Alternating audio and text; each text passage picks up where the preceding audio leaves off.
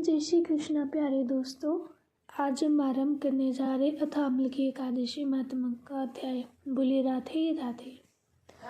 मादंता जी बोले, हे वशिष्ठ जी, यदि आप मुझ पर प्रसन्न हैं तो व्रत की कथा कहो जिससे मेरा कल्याण हो। वशिष्ठ जी बोले, हे राजन, सब व्रतों से उत्तम और अंत में मोक्ष देने वाला आमल की एकादशी का वर्णन करता हूँ। यह फाल्गुन माह के शुक्ल पक्ष में होती है। इस व्रत का पुण्य 1000 गोदान के फल के बराबर है। मैं आपसे एक पौराणिक कथा कहता हूँ। एक वैदिक नामक नगर में ब्राह्मण, वैश्य, क्षत्रिय, शूद्र चारों वर्ण आनंद पूर्वक रहते थे। उस नगर में चैत्ररथ नामक चंद्रवंशी राजा था। वह महाविद्वान था। वहाँ के निवासी वृद्ध से बालक प्रत्येक एकादशी का व्रत करते थे। एक समय फाल्गुन मास के शुक्ल पक्ष को आमल नामक एकादशी आई।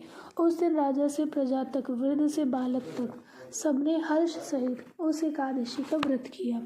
राजा अपनी प्रजा के साथ मंदिर में जाकर पूर्ण कुंभ स्थापित करके तथा धूप, दीप, पंचरत्न, क्षेत्र आदि से धात्री का पूजन करने लगे। वे सब धात्री की इस प्रकार स्तुति करने लगे, हे धात्री, तुम ब्रह्म स्वरूप हो, तुम ब्रह्मा जी द्वारा उत्पन्न हो और सारे पापों को नष्ट करने वाली हो। तुमको नमस्कार है।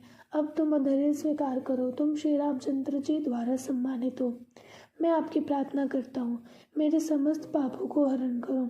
उस दिवाली में रात्रि को सबने जागरण किया। रात्रि के समय उस जगह एक बहेलिया आया। वह महापापी तथा दुराचारी था।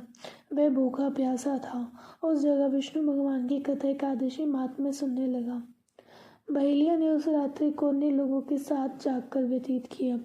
प्रातःकाल होते ही सभी लोग अपने अपने घर गए। कुछ समय बीतने के पश्चात उस बहेलिया की मृत्यु हुई और उस आमक की एकादशी के व्रत तथा जागरण के प्रभाव से उसने राजा विदुरथ के घर जन्म लिया। उसका नाम वसुरथ रखा गया। बड़े होने पर वह चतुरंगिणी सेना के साथ तथा धन धान्य से युक्त होकर 10 सहस्त्र ग्रामों का पालन करने लगा। वह तेज में सूर्य के, कांति में चंद्रमा की, वीरता में विष्णु भगवान की और क्षमा में पृथ्वी के समान था। वह अत्यंत धार्मिक, सत्यवादी, कर्मवीर और विष्णु भक्त था। वह सदैव यज्ञ किया करता था। एक दिन वह राजा शिकार खेलने के लिए गया। दैव योग से वह राजा रास्ता भूल गया। तब वह उसी वन में एक वृक्ष के नीचे सो रहा था। उसी समय पहाड़ी मलेच्छ वहां आए और राजा को अकेला देखकर उस पर मारो मारो का शब्द करके टूट पड़े। वह मलेच्छ कहने लगे कि इस दुष्ट राजा ने हमारे संबंधियों को मारा है तथा देश से निकाल दिया, अतः इसे अब अवश्य मारना चाहिए। ऐसा कहकर वह मलेच्छ राजा पर अस्त्र शस्त्र का प्रहार करने लगे। उनके अस्त्र शस्त्र राजा के शरीर पर गिरते ही नष्ट हो जाते और उसको पुष्पों के समान प्रतीत होते। उन मलेच्छों के अस्त्र शस्त्र उन पर उल्टा प्रहार करने लगे, जिससे वे मूर्छित हो गए। उस समय राजा के शरीर से एक दिव्य स्त्री प्रकट हुई, जो अत्यंत सुंदर तथा सुंदर वस्त्रों तथा आभूषणों से अलंकृत थी। उसकी भ्रुकुटी टेढ़ी थी, आंखें से लाल लाल अग्नि निकल रही थी। वह मलेच्छों को मारने दौड़ी और समस्त मलेच्छों को काल के गाल में पहुंचा दिया। अब राजा जब जगा तब इन मलेच्छों को मरा हुआ देखकर सोचने लगा कि इन शत्रुओं को किसने मारा है। जब वह राजा ऐसा विचार कर रहा था तब आकाशवाणी हुई और कहने लगी, हे राजन, संसार में तेरे विष्णु भगवान के अतिरिक्त कौन रक्षा कर सकता है।